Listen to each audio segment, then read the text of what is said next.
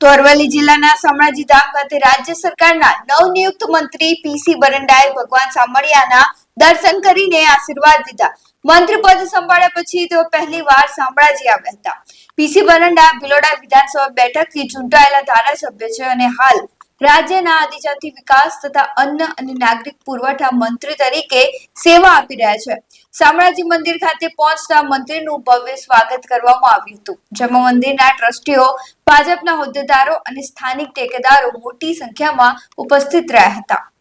આજે પ્રથમ શામળિયા ભગવાનના અહીંયા દર્શન કરવા આવ્યા। ગઈકાલે શપથવિધિ થઈ અને માનનીય મુખ્યમંત્રી શ્રી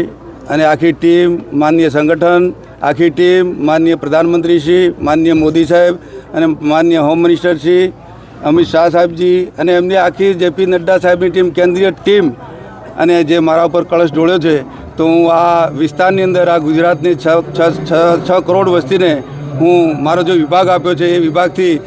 વિકાસના કામો માટે હું તત્પર રહીશ અને આજે આખી ગુજરાતની જનતાને આશ્વસ્ત કરું છું અને મારા વિસ્તારને આશ્વસ્ત કરું છું કે આ વિસ્તાર હર હંમેશા આગળ વધે, વિકાસના પંથે જાય અને આ ગુજરાત 2035ની અંદર 75 વર્ષ પૂરા થવાના છે ત્યારે આ વિકાસ દેશની અંદર 1 નંબર બને અને 2047માં આખો દેશ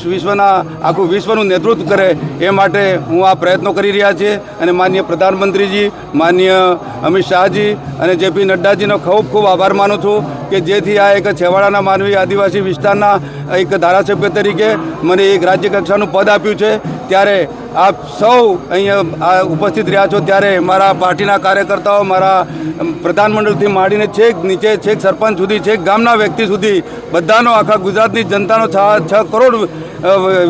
વસ્તીનો હું આભાર માની મારી વાત અહીંયા આપ સૌ અહીંયા ઉપસ્થિત રહ્યા છો આ છેક સુધી પહોંચાડો એવી મારી વિનંતી છે।